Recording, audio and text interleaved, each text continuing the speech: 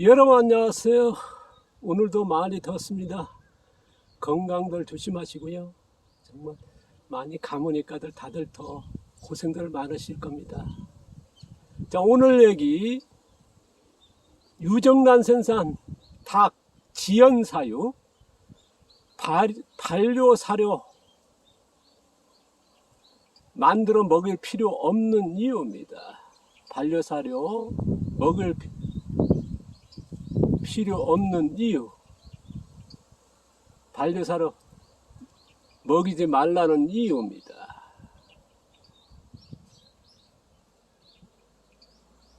제가 이제 계속 제가 어떤 농사를 짓고 있는지 이를 저희 매체에 소개하고 있습니다.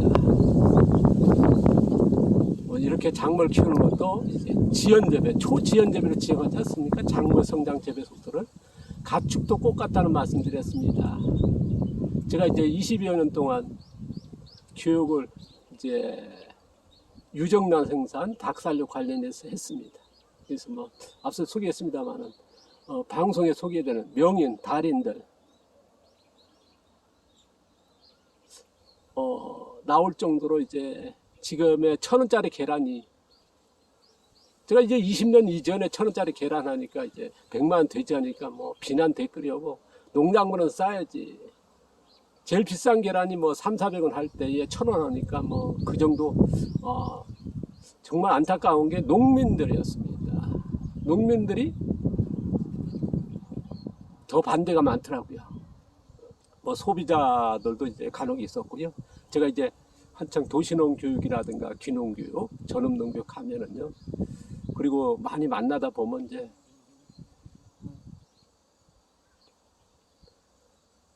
좋은 농작물 싸게 공급하는 게 농민의 역할이다. 또 그 중에서 특히나 뭡니까 이제 나는 생태주의자다. 나는 철학자다. 뒷짐지고 딱 해서 자칭 그런 분들이 이제 또 그런 얘기를 더 많이 하는 것 같습니다. 뭐 제가 이제 직접 만나고 이제 듣고 그렇기 때문에요. 어떻든 뭐 그 얘기는 뭐 밀어주고요. 오늘 얘기 저는 이제 닭을 잘 키워보자. 그리고 집값 받아보자. 존중받자. 제가 20년 동안에 1,000원짜리 계란 안착됐지 않습니까? 이제 교육생이 아닌 분들도요 보편적으로 합니다. 1,000원짜리가 나오니까 300원짜리가 이제 500원짜리도 나오고 700원짜리도 나오고 이제 시작하신 분들은 1,000원짜리 도전하신 분이 진짜 많습니다. 이게 바로 그런 효과로 이어지는 거거든요. 그 중에서 왜 1,000원짜리의 계란에 제가 이제 지연재배 했냐면 앞서도 소개했습니다만은 병아리 부화했을 때 병아리가 이제 37.5도에서 부화해서 30도라고 하는 온도에서 인공가온에서 뭐 등 같은 거 켜가지고 가온에서 어떻습니까? 시판되는 고농도 영양의 병아리 전용 사료를 먹입니다. 그러니까 빨리 키우는 거죠. 촉성 사육을 합니다. 그래서 또 계란을 빨리 낳게 하는 거죠. 이게 일반적으로 지금의 축산의 뭐 한 99%가 그렇게 갑니다. 저는 이제 37.5도에서 부화한다면 영하 5도라면 영하 5도에서 영상 5도라면 영상 5도에서 영상 10도라면 영상 10도에서 영상 10도 정도 되면 병아리들 죽어버립니다. 동사해버리거든요. 근데 그런 온도에서 병아리 키우는 방법을 제가 전업농 하면서 그런 기술로 완전 실전 기술을 했고 그리고 이론을 했습니다. 그리고 그걸 가르친 거예요. 그리고 사료를 어떻게 먹는지. 그러면 어떤 결과가 나오냐면요. 병아리들이 나중에 이제 큰 닭이 됩니다. 큰 닭 해서 이제 저희들이 어쨌든 닭은 나중에 키워야지만 어떻습니까? 씨앗 닭 잡아 어쨌든 우리가 이제 순환적이 아닙니까? 그러면 도축을 하게 됩니다. 먹으려면 어쨌든 잡아야지 않습니까? 잡는다는 것은 죽인다는 표현인데요. 우리가 이제 닭 같은 건 도축이라는 용어를 쓰는데 도축을 했을 때 거기에 도축도 그냥 일반 도축은 아닙니다. 나중에 기회에서 말씀드리겠습니다. 저희들의 제가 이제 가축 사육에서 꼭 한 번씩 하는 게 뭐냐, 도축하는 방법을 일러드립니다. 실습하고 어떻게 도축하는지. 왜냐하면 인도적으로 윤리적으로 해야 되거든요. 그 다음에 뭐냐, 안전한 먹거리를 가면 그 과정에 꼭 도축이라고 하는 그 과정에 굉장히 중요한 요소가 있습니다. 그래서 그런 것까지 했었는데요. 나중에 이제 도축했을 때 제일 놀라운 게 뭐냐면요, 일반 처음 보신 분은 모르죠. 근데 다른 일반적으로 이제 시장이라든가 그렇게 뭐 시판되고 하는 닭들을 이제 잡아보거나 경험하신 분들은 놀랍니다. 제가 이제 앞서 드리겠습니다. 2007년인가요? KBS 환경스페셜 동물 공장에 이게 방송 나간다니까 KBS 앞에서 뭐 방송 중지하는, 방송 못 나게 하는 데모까지 열렸는데, 또 방송 중지하는 뭐 법원에 그렇게까지 했는데, 방송 나오고 나서 뭐 난리나 짰습니까? 제가 이제 이틀 동안 뭐 정말 이루 말수 없는 전화와 뭐 받을 정도였으니까요. 그때의 그 방송에 소개된 거 하나 뭐냐면, 전문가들이 와서 아까 소개했던 촉성사육, 일반적으로 이제 뭐 인공가온 한 닭이죠. 제가 이제 자연 상태에 키운 닭하고, 저는 이제 지연 사육이니까 그거하고 비교했을 때 뭐냐, 바로 소화기관 했을 때 소화기관의 내장이죠. 그 소화기관들이 어떻습니까? 바로 작은 창자, 뭐 그런 창자를 얘기하지 않습니까? 그게 두세 배가 길고 두세 배가 굵었습니다. 그거 보고 전문가들 정말 놀랬거든요. 처음 봤으니까. 제가 왜 그렇게 병아리를 지연 사육하면서 닭으로 키워나가느냐. 느리게 왜 키웁니까? 빨리 키우면 좋은데, 느리게 키우는 바로 그 장의 소화기관을 길고 굵게 하는 겁니다. 그러면 어떤 이야기냐면요, 조류는 어떻습니까? 소화 흡수율이 30에서 70%가 흡수 안 되고, 소화 안 돼서 그냥 똥으로 배출하지 않습니까? 우리가 이제 조류가 어떤 데 가서 열매가 따먹고 다른 데 가서 똥을 싸면 그 씨앗이 나오지 않습니까? 그래서 씨앗을 이동하는 게 조류라는 얘기. 이게 자연적인 현상이거든요. 근데 저희 같은 경우는 뭐냐, 곡물을 먹였습니다. 뭐 현미 같은 거 먹였습니다. 쌀 같은 거 먹였습니다. 근데 그게 안 나옵니다. 옥수수를 먹였습니다. 안 나옵니다. 밀가루 같이 됩니다. 왜? 소화력을 바로 장을 두세 배 굵고 길게 하는 게 그 이유거든요. 그러다 보니까 뭐냐, 골격이, 우리가 물렁뼈 씹어보면 어떻습니까? 씹어지지 않습니까? 근데 저희 같은 경우는 물렁뼈 같은 돌탱이 같죠? 누구마다 쇠덩이라 그래요. 도저히 씹을 정도로 강하게 키워집니다. 그래서 지연 사육하는 거예요. 그래서 느리게 키우는 거거든요. 빨리빨리 키울 수 있는데 왜 느리게 키우냐? 돈이 더 드는데, 더 힘든데, 시간과. 그런데 그겁니다. 그러니까 소화력이 뛰어나다는 거거든요. 조리는 30에서 70%가 소화율이 안 돼서 배출을 하는데, 저희 같은 경우. 그러니까 전문가들 와서 닭을 이래 둘러봅니다. 둘러보면 뭐 노는 거 보면 건강하구나, 그걸 느끼지. 실제로 보는 게 뭐냐면 닭똥을 만져가 보거든요. 닭똥 만져가 보면 어떻습니까? 상태를 보고 냄새 맡아보고, 냄새 나는가 안 나는가.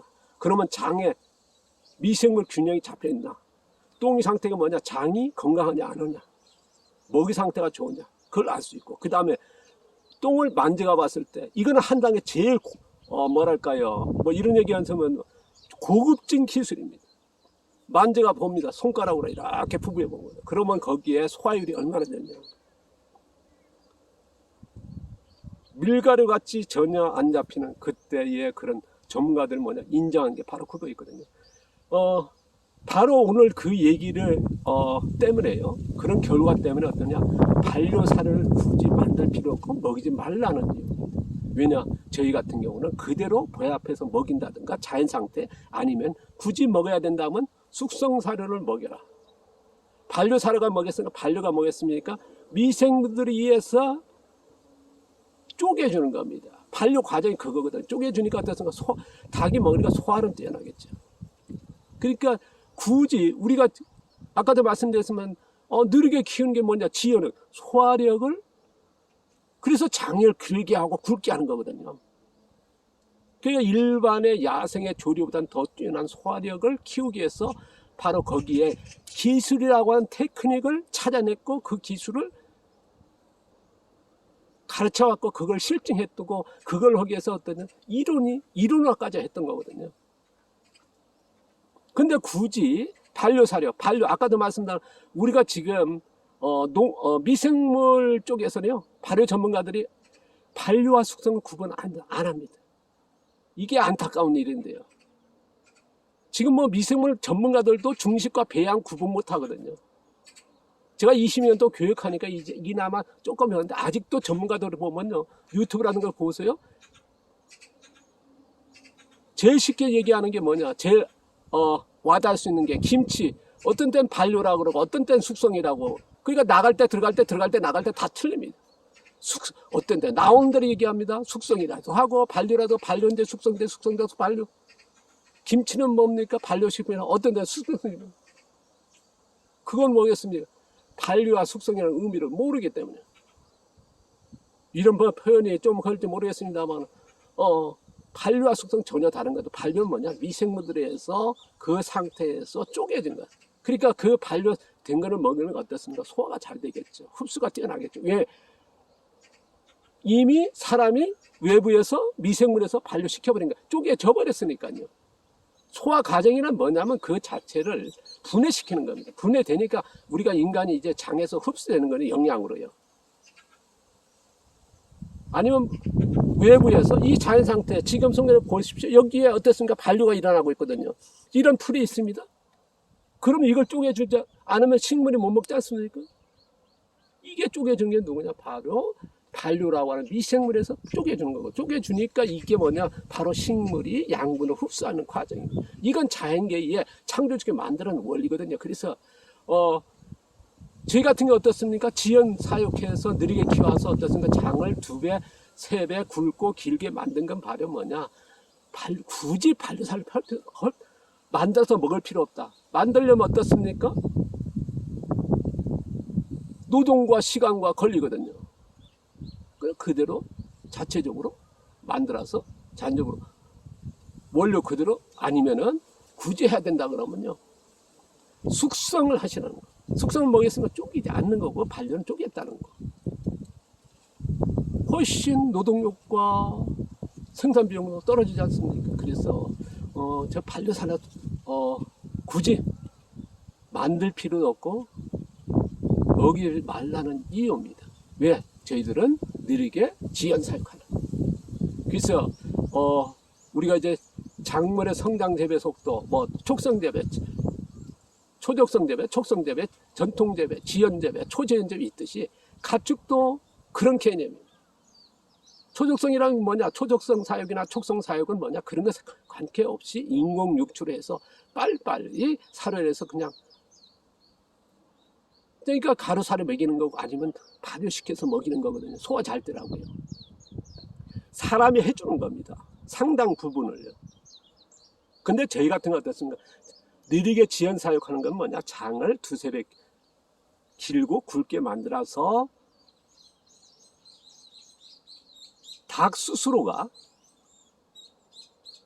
쪼개서 소화시켜라. 농부인 내가, 아빠인 내가 해주지 않는다. 네가 스스로 하는 거야. 그렇게 하려고 그러면 그냥 네가 알아서. 그게 아니라 모르지 않습니까? 하는 방법을 모르거든요. 조류가 30~70% 소화 안 되지. 그게 안 됩니다. 소화가 그렇게 안 되고 이제 배출을 해버리니까 그러니까 30~70%가 낭비라는 거거든요. 그 낭비를 하는 방법. 그래서 바로 느리게 키우라는 지연 사육하면서 그런 2~3배 된 길고 굵은 장을 만드는 기술이 여기에 들어갑니다. 그러면 어떻습니까? 그런 거친 사료 그대로 먹였을 때 반려 안 해도요, 장에서 닭이 장에서 정말 퍼펙트하게 안 잡힐 정도로 쌀을 먹이고 옥수수를 먹여도 손에 안 잡힙니다. 그런 똥을 사는 거거든요. 그래서 굳이 반려사를 만들 필요 없다. 왜 농부인 내가 힘들게 돈 들어가면서 그럴 필요 없지 않습니까? 만들 필요 없거든요. 단지 뭐냐? 그리고 더 중요한 건 뭐냐면 아빠인 내가, 농부인 내가 소화를 상당수를 해주고 너는 조금만 해도 돼. 그게 아니라 네가 다 해야 된다. 어디에서? 소화기관에서 어떤 것도 소화해서. 근데 소화가 일반적으로 야생의 조류보다는 더 소화하는 능력을 발휘해라. 내가 가르쳐주지 않냐? 바로 느리게 키우면서 지연사육하면서. 그래서 저는 지연사육에서는 반려사료 만들 필요도 없고 먹지 말라는 이유입니다. 많이 길어졌습니다.